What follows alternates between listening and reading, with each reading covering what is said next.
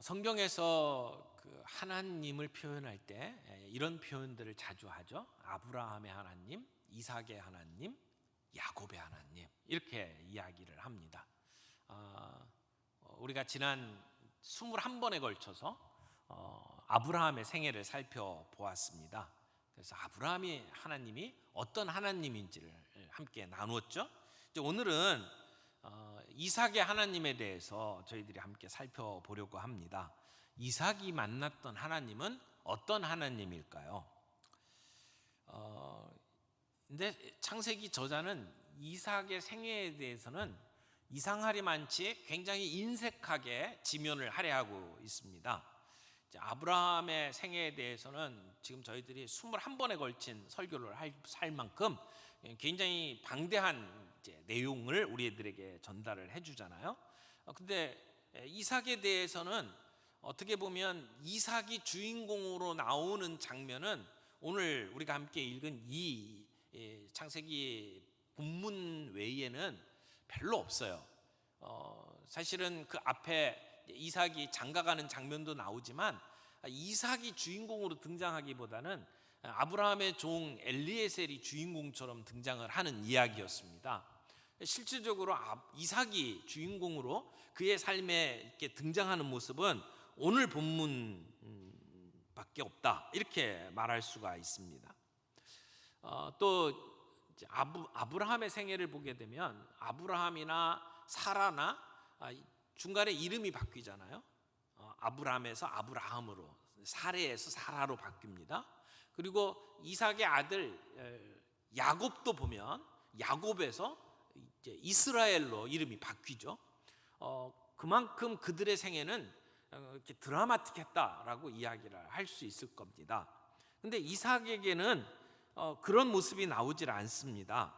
그러니까 이삭의 모습을 보면 아브라함의 아들 이삭 또는 야곱의 아버지 이삭, 이렇게 표현이 많이 되지 이삭 자체를 가지고 이야기하기가 쉽지 않습니다. 그래서 어떤 사람들은 이삭의 생애는 이렇게 평범한 삶, 이렇게 드라마틱하게 어떤 반전이 없는 삶처럼 생각을 하기도 하죠. 그러나 그렇게 보는 것은 이삭을 너무 단순하게 오해한 것이라고 생각을 합니다. 이삭의 삶을 누가 평탄하다고 말할 수가 있겠습니까? 이삭의 삶을 가만히 살펴보면 우여곡절이 참 많습니다. 그 앞에 이삭의 모습들을 한번 생각을 해보세요. 아버지 아브라함이 이삭을 데리고 번제물로 하나님 앞에 데리고 나가는 장면 한번 생각해 보십시오. 창세기 22장에 나오는 내용이잖아요. 모리아 산으로 갈 때에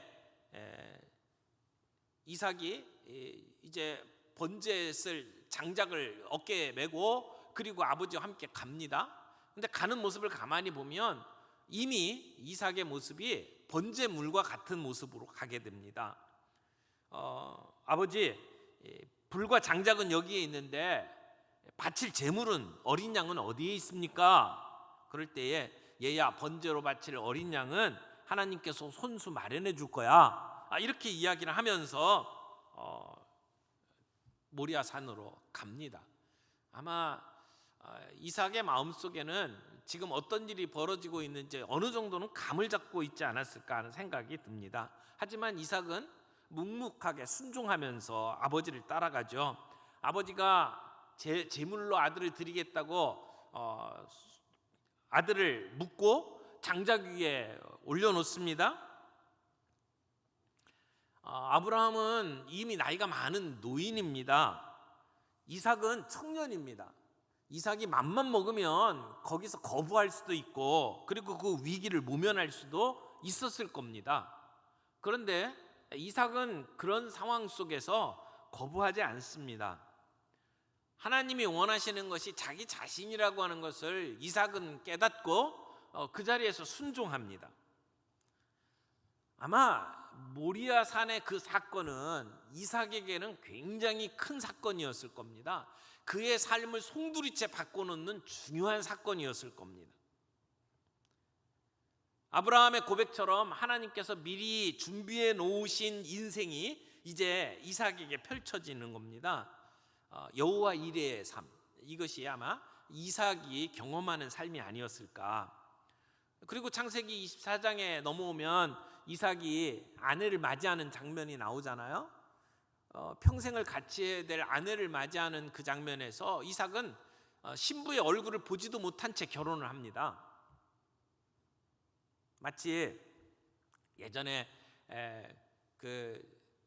조선시대에나 있을 법한 신랑과 신부가 얼굴도 못 보고 부모들이 결정해가지고 그래서 결혼하는 것과 비슷한 그러한 모습이 이 이삭에게 벌어지는데, 이삭은 그런 상황 속에서도 아버지의 결정에 순종합니다.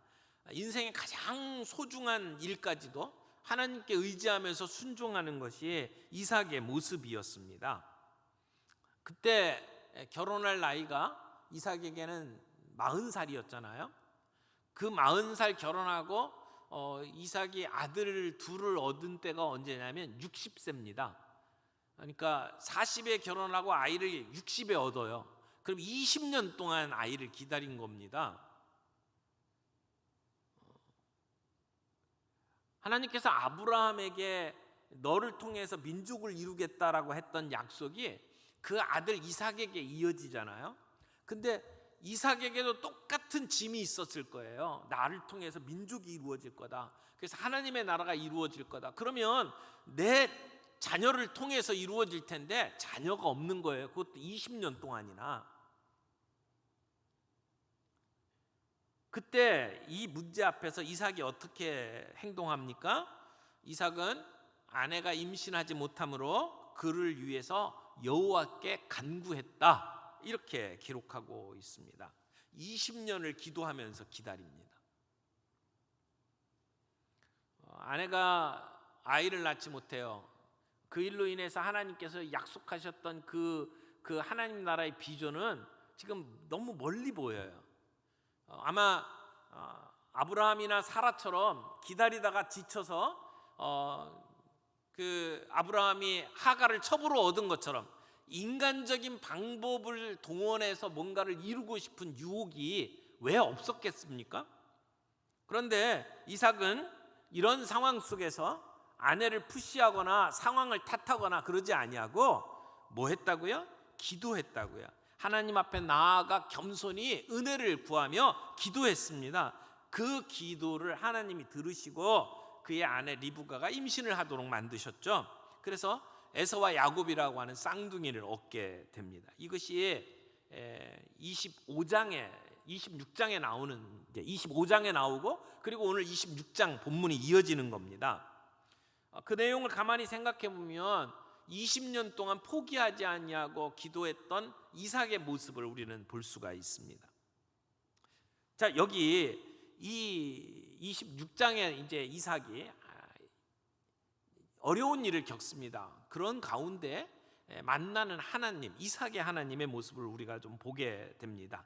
지금까지 이삭의 모습은 순종하는 사람, 또 기도로 기다리는 사람의 모습으로 우리가 볼 수 있었는데, 오늘 이제 이후에 26장에 나오는 이 사건을 통해서 하나님께서는 이삭에게 어떤 모습으로 나타나고 있고 또 이삭을 어떤 사람으로 하나님께서 빚어가고 계시는지를 우리가 살펴볼 수 있을 것입니다. 첫 번째는 삶의 문제 속에서 만나는 이삭의 하나님을 우리가 보게 됩니다. 이삭이 자식 문제만이 아니고 이 세상 사는 모든 사람들이 누구나 겪어야 하는 먹고 사는 문제로 이제 위기를 만납니다. 26장 1절 봅니다. 아브라함 때에 큰 흉년이 들었더니 그 땅에 또 흉년이 들매 이삭이 그랄로 가서 블레셋 왕 아비멜렉에게 이르렀더니, 이렇게 이야기를 합니다. 그러니까 아브라함 때에도 기근이 있었는데 그에 못지않은 기근이, 흉년이 이삭의 때에도 있었다는 것입니다. 그러니까 이 고대 사회에서 특별히 이 팔레스타인 지역은 별로 비가 안 옵니다. 연중 강우량이 400mm밖에 안 됩니다. 정말 척박한 땅인데 그나마 가뭄이 들면 살 수가 없죠. 그런데 그 땅에 이런 굉장히 힘든 흉년이 찾아왔다는 겁니다. 그렇게 되면 사람들이 살 수가 없으니까 다른 나라로 이민을 갑니다. 특별히 그쪽에 살던 사람들은 저 애굽으로 갑니다. 나일강이 있고 그래서 물이 있고 양식이 풍부한 애굽으로 넘어갑니다. 이삭도 이 기근이 드니까 이 기근을 피해서 지금 어디로 갔다고 이야기를 합니까? 그랄로 갔습니다. 그랄은 가나안 땅으로 따지면 제일 최남단, 이제 거기서 조금만 넘어가면 애굽입니다. 그러니까 국경 지역으로 이사를 간 겁니다. 그리고 거기서 이제 아비멜렉을 찾아갑니다. 이 아비멜렉은 아버지 때에 아브라함하고 화친 조약을 맺은 왕이기 때문에 그곳에 가면 아무래도 이제 호의적인 대우를 받을 수 있을 거고, 그리고 도움을 받을 거라고 기대를 했겠죠. 그런 이제 상황에서 하나님께서 이삭에게 명령을 주십니다. 2절 말씀에 보니까 애굽으로 내려가지 말고 내가 내게 지시할 땅에 머물러 있으라. 이게 하나님의 명령이었습니다. 왜 하나님은 이삭에게 가나안 땅에 머물라고 명령을 하셨을까요? 지금 이삭이 거주하고 있는 그 땅은 하나님이 약속하신 땅입니다. 너로 민족을 이루게 하겠고 그 너의 후손들에게 이 땅을 주겠다라고 약속을 하셨습니다. 그러니까 그 땅에 머무는 것이 얼마나 중요한지 아브라함이 그 며느리를 찾도록 엘리에셀을 보낼 때에 엘리에셀이 그런 얘기하잖아요. 만약 가가지고 이제 시집으로 오라고 이야기를 할 때 안 가겠다고 하면 어떻게 합니까? 그러면 내가 이삭을 데리고 갈까요? 그랬더니 아브라함이 안 된다라고 이야기해요. 그러니까 이삭은 가나안 땅을 떠나지 못하도록 아브라함이 막았습니다. 그 정도로 이 가나안 땅에 머문다는 것이 의미가 있었다는 것이죠. 하나님께서는 앞으로 자손 대대 이 땅에 거하도록 만들겠다라고 약속을 하셨어요. 그래서 이삭에게는 이 땅에 머물면서 아버지로 받은 약속을 나의 다음 세대에 이어주는 것이 이삭의 사명이다, 이렇게 말할 수가 있을 겁니다. 그런데 그 땅에 이제 문제가 생겼습니다. 기근이 든 겁니다. 먹고 살 수가 없습니다. 그러니까 일반적으로는 사람들이 물과 양식이 있는 애굽으로 가야 합니다. 이게 합리적이에요. 그게 상식이에요. 그런데 하나님께서는 이 이삭에게 그 땅을 떠나지 말라, 이렇게 명령을 하신 겁니다. 그리고 3절 4절에 보면 아브라함에게 주셨던 약속을 다시 반복을 합니다. 내가 이 땅에 거류하면 내가 너와 함께 있어 내게 복을 주고 내가 이 모든 땅을 너와 내 자손에게 주리라. 내가 내 아버지 아브라함에게 맹세한 것을 이루러 내 자손을 하늘의 별과 같이 번성하게 하며 이 모든 땅을 내 자손에게 주리니 내 자손으로 말미암아 천하 만민이 복을 얻으리라. 자, 아브라함에게 주었던 그 약속을 그대로 반복을 하는 거예요. 그러려면 너는 이 땅에 머물러 있어야 한다라고 이야기를 하는 것이죠. 우리가 믿음으로 살다 보면 때때로 우리의 삶 속에 이런 기근이 듭니다. 흉년의 때가 있습니다. 우리가 평화롭고 풍요로울 때는 내게 주어진 사명을 잘 감당합니다. 그런데 때때로 이런 시련이 있고 기근이 우리에게 닥치면 때때로 우리는 우리의 사명이 흔들릴 때가 있어요. 이런 시기가 우리의 믿음의 뿌리가 얼마나 든든한지를 보여주는 때라고 말할 수가 있습니다. 흉년의 때라도 하나님께서 머무르라 하는 그곳에 계속 머무를 것인가, 아니면 상식에 따라 합리적으로 애굽에 갈 것인가. 아마 이런 흉년이 계속 지속이 되면 약속이고 사명이고 다 내팽개치고 그리고 애굽으로 가고 싶은 마음이 모두에게 들 겁니다. 그러나 오늘 하나님께서는 이삭에게 약속을 붙잡고 그 땅에 머무르기를 요구를 하셨어요. 이 명령과 이 명령 앞에 순종하는 그 이삭의 모습을 보면서 이런 생각을 했습니다. 우리가 신앙을 가지고 살아간다는 것이 뭘까? 때때로 우리의 상식과 우리의 믿음이 부딪히는 경우 오늘 어떻게 살아야 되나? 라고 하는 이제 질문이 생깁니다. 여러분, 저는 우리가 신앙으로 살아가는 것은 지극히 상식적이어야 한다라고 생각을 해요. 우리가 신앙을 가지고 살아가는 것이 상식 이하가 되면 안 됩니다. 우리가 코로나19를 맞이해서 여러 가지 대처하는 그러한 과정 속에서 상식 이하의 모습을 비춰주게 되면 세상 사람들이 우리를 보고 손가락질을 합니다. 그리고 세상이 교회를 계몽하려고 들어요. 어떻게 보면 신앙인으로 살아간다는 것은 저는 지극히 상식적이고 합리적인 것이고 이성적인 것이어야 한다고 생각을 해요. 우리가 믿음을 가지고 살아간다고 하면서 그 상식을 지키지 아니하면, 상식 이하로 살게 되면 하나님께 영광을 돌릴 수가 없습니다. 그러나 때때로 오늘 본문에서처럼 이게 상식인데, 애굽으로 내려가는 게 모든 사람들이 하는 방식인데, 하나님께서는 너는 여기를 지켜라, 사수해라 라고 하는 명령을 주실 때가 있어요. 그러면 상식과 하나님에 대한 믿음이 서로 상충하는 경우들이 있죠. 이런 때는 어떻게 해야 되느냐라고 하는 것이죠. 여러분, 이때는 정말 이것이 하나님의 뜻인가, 하나님의 인도하심이 이것이 맞는가라고 하는 확인 작업이 필요합니다.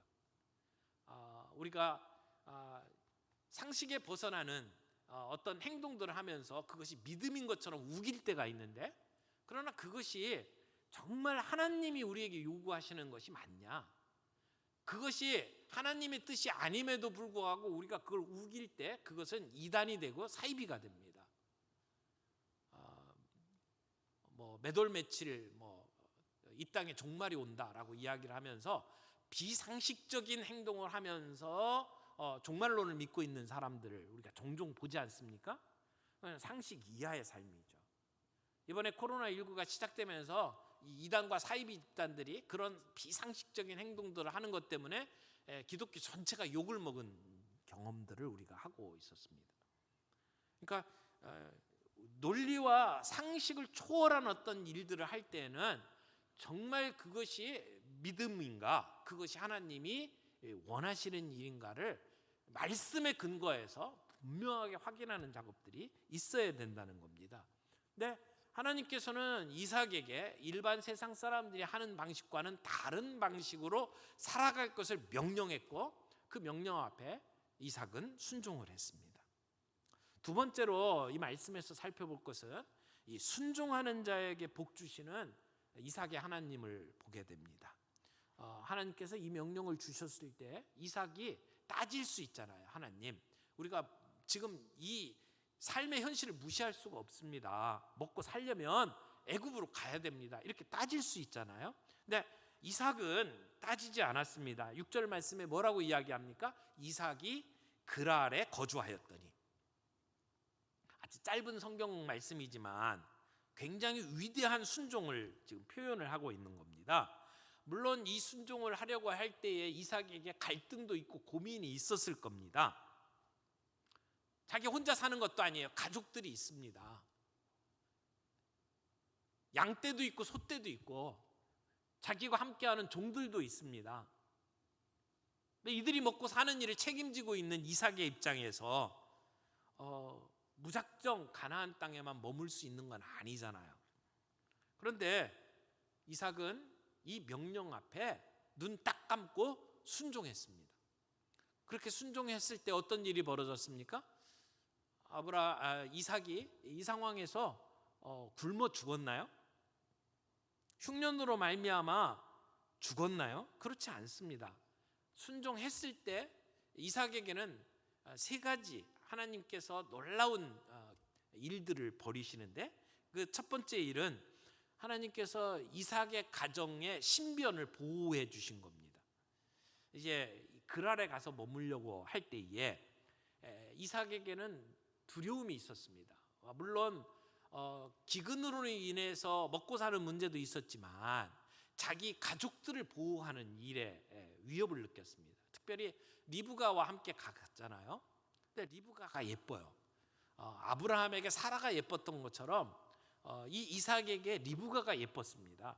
근데 그 예쁜 아내를 가지고 데리고 그 그랄에 가서 머물려고 할 때에 내 아내다 그러면 그 아내를 빼앗기 위해서 자기의 목숨이 위험할 것 같다는 생각이 든 거죠. 그래서 사람들 앞에 자기 아내라고 이야기하지 아니하고 누이라고 속였습니다. 아버지가 하던 짓을 똑같이 하잖아요. 근데 그만큼 이 시기에 이삭에게는 하나님이 우리 가족을 보호하실 것이라고 하는 든든한 믿음이 있었던 것은 아니었던 것 같아요. 그런데 지금 누이라고 속이며 살아가고 있는 그 상황 속에서 예전에 아브라함 같은 경우는 사라가 애굽의 왕궁에 또는 아비멜렉의 궁에 이렇게 끌려가는 수치를 당했는데 지금 이삭의 상황에서는 그런 봉변을 당하지는 않았어요. 하나님께서 아비멜렉에게 어떤 모습을 보게 만들었습니다. 아비멜렉이 창밖을 보고 있는데 우연하게 이삭과 그리고 리브가가 껴안고 있는 모습을 보게 만든 거죠. 하나님께서 그 아비멜렉으로 하여금 상황을 우연히 보게 만들고 그 사건을 통해서 저 사람들이 부부구나라고 하는 것을 알게 만드신 거죠. 물론 그것을 알게 된 아비멜렉이 두 사람을 불러가지고 아주 호통을 칩니다. 어떻게 속일 수가 있느냐, 내 아내임에도 불구하고 어떻게 누이라고 말할 수 있느냐, 만약 우리 백성 가운데 누군가가 너의 아내를 범했으면 그 모든 죄를 다 우리에게 뒤집어 씌우려고 그랬느냐, 이러면서 책망을 합니다. 그런 상황 속에서 하나님께서는 이 아비멜렉이 그런 것들을 보게 만드시고 그리고 그의 보호 속에서 그 땅에 정착할 수 있도록 하나님께서 인도해 주셨죠. 이것은 하나님의 은혜임에 분명합니다. 하나님의 말씀에 순종하고 그 땅에 머물렀을 때 하나님께서는 이삭의 실수도 오히려 전화위복이 되도록 만드시는 그런 은혜를 베풀어 주셨던 것입니다. 뿐만 아니라 12절부터 보게 되면 하나님께서 그 땅에 머무는 이삭에게 어떤 복을 주셨는지를 설명을 하고 있습니다. 이삭이 그 땅에서 농사하여 그 해에 100배나 얻었고 여호와께서 복을 주심으로 그 사람이 창대하고 왕성하여 마침내 거부가 되어 양과 소가 떼를 이루고 종이 심이 많으므로, 이렇게 이야기를 해요. 그러니까 농사를 했는데 100배나 열매를 얻는 그런 복을 주셨단 말이죠. 요즘 말로 이야기하면 대박이 난 거예요. 그렇죠? 여러분, 이삭의 본업은요 농업이 아닙니다. 목축업입니다. 양과 소를 키우는 일이에요. 근데 지금은 흉년이에요. 기근이 모든 사람들에게 임한 때입니다. 농사가 제대로 될 수 없는 때입니다. 그런데 유독 하나님께서는 이삭에게 복을 주셔서 농사에서 100배의 수확을 얻게 하셨다는 거죠.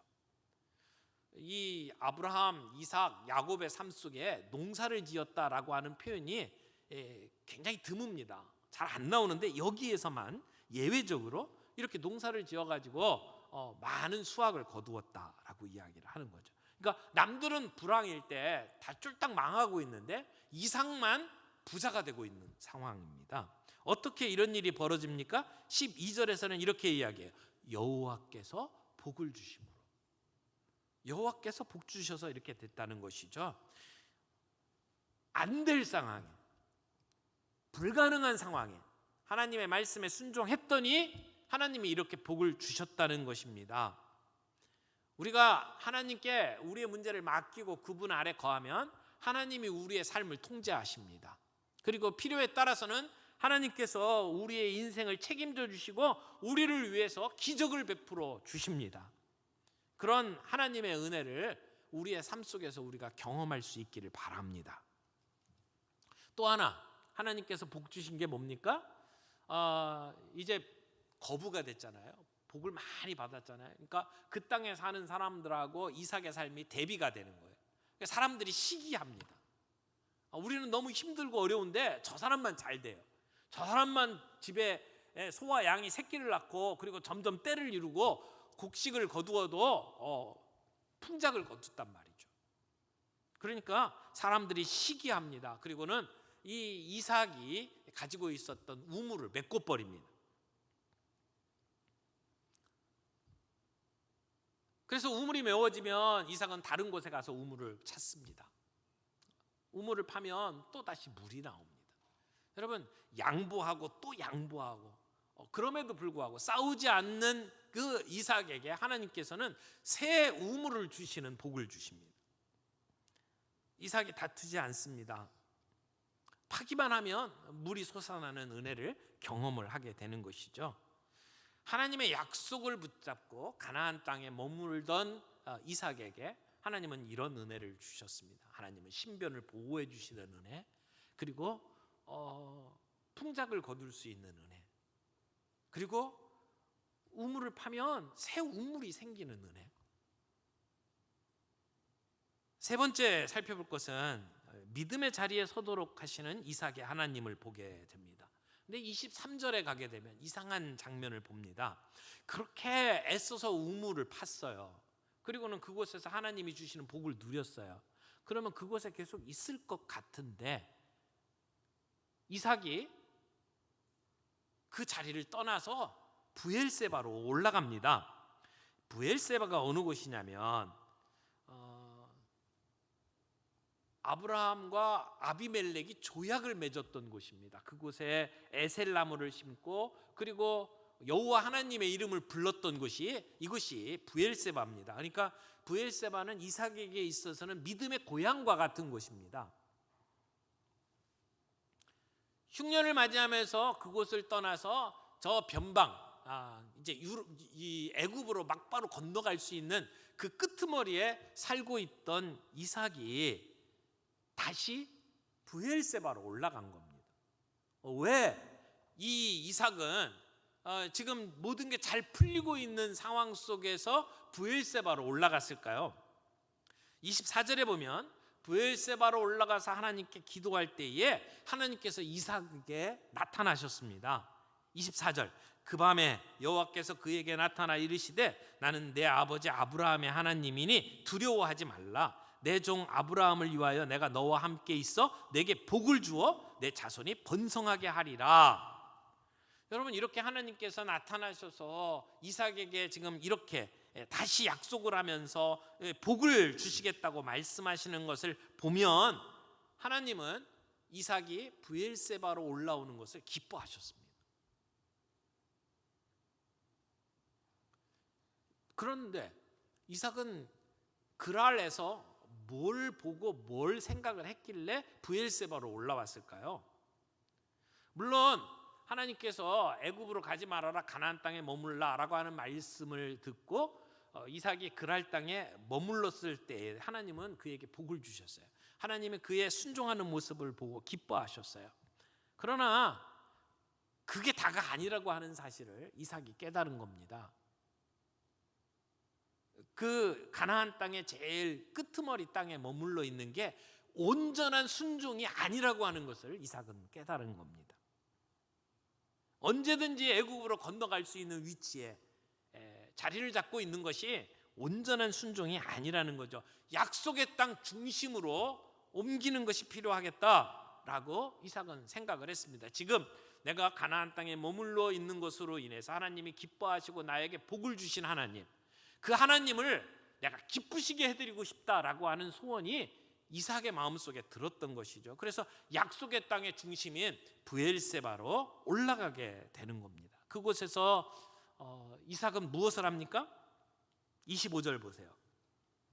이삭이 그곳에 제단을 쌓고 여호와의 이름을 부르며 거기 장막을 쳤더니 이삭의 종들이 거기서도 우물을 팠더라. 여러분, 이 25절 말씀이 이 이삭의 믿음, 이삭의 순종의 완결판입니다.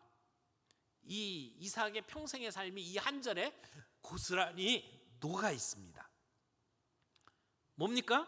여기에 장막을 치고 거기서도 우물을 팠는데 그 이전에 뭘 했어요?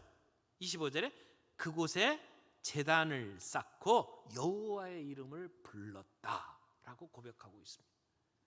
여러분, 이삭의 삶에 지금 가장 중요한 이슈는 지금 기금 문제를 해결하는 게 아니었어요.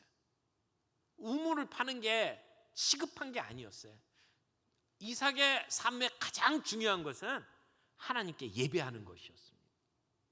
거기서 제단을 쌓고 하나님의 이름을 부르는 일이었습니다. 우리는 위기를 만날 때 우리의 먹거리를 찾아서 옮겨 다니기에 급급합니다. 우물이 메말라 버리면 우리는 불평합니다. 누군가가 우리의 우물을 메워버리면 우리는 복수의 칼날을 갈고 그들과 싸우려 대듭니다.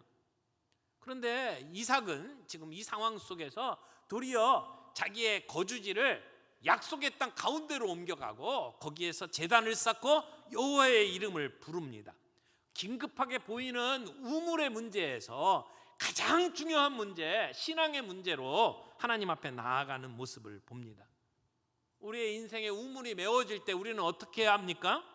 생수의 근원이 되신 하나님 앞에 나아가는 것이 필요하다는 겁니다. 우리들의 주변에 대적들이 많습니다. 여러 가지 어려운 일들이 많습니다. 우리가 어떻게 이런 일들 속에서 승리할 수 있습니까? 나는 할 수 없지만 우리와 함께 하시는 하나님을 의지할 때 우리가 그 모든 것 가운데에서 승리할 수 있습니다. 우리 주님이 원하시는 것은 우리의 삶의 중심에 그 하나님을 만나는 것입니다. 그 아래 머물기보다는 브엘세바에 머무는 것을 하나님은 기뻐하십니다. 브엘세바에서 하나님께 제단을 쌓고 하나님과 더 깊은 교제 속에 들어가기를 하나님은 원하십니다. 우리의 삶 속에 해야 될 일들이 많이 있지만 하나님의 말씀을 듣고 그 하나님의 음성을 듣는 일에 여러분 우선순위를 두시기를 바랍니다. 우리가 공동체 성경 읽기를 하고 큐티를 강조하잖아요. 공동체 성경 읽기는 성경을 읽는 것도 중요하지만 듣는 시간을 좀 가져보라고 여러분들에게 추천해 드리는 겁니다. 이스라엘 백성들이 하나님의 말씀을 들었어요. 누군가가 낭독하는 것을 들었어요. 우리가 공동체 성경 읽기를 이렇게 듣는 시간을 갖는 것은 정말 하나님의 말씀이 누군가가 선포하고 낭독할 때에 귀로 듣는 것에서 오는 은혜가 특별하기 때문에 여러분들에게 그렇게 소개를 하는 겁니다. 그래서 매일 여러분들에게 카톡을 통해서 전달되는 그 공동체 성경 읽기를 꼭 이렇게 듣는 시간을 좀 가져보십시오. 그리고 매일 성경을 가지고 여러분 직접 눈으로 보고 말씀을 묵상하는 시간을 가져보십시오. 그래서 이 성경 말씀을 귀로 듣고 내가 눈으로 보면서 묵상하고 큐티하는 시간들을 가질 때에 우리는 하나님과 더 깊은 교제 속에 들어갈 수 있을 겁니다. 그 자리가 브엘세바의 자리입니다. 우리의 삶에 우물들이 메꿔질 때 우리는 더 주님과 만나는 자리에 우선순위를 두고 브엘세바로 갈 수 있는 저와 여러분들이 되기를 바랍니다. 하나님의 말씀에 순종하고 또 말씀과 기도의 우물을 팔 수 있는 저와 여러분들이 되기를 바랍니다. 싸움을 하기보다는 차라리 양보하고 덕을 쌓는 우리의 삶이 되기를 바랍니다. 그럴 때 이삭과 함께 하셨던 우리 하나님께서 저와 여러분들의 삶 속에 함께 하시면서 우리들의 목전에 하나님께서 역사하시는 놀라운 기적들을 볼 수 있게 될 줄로 믿습니다.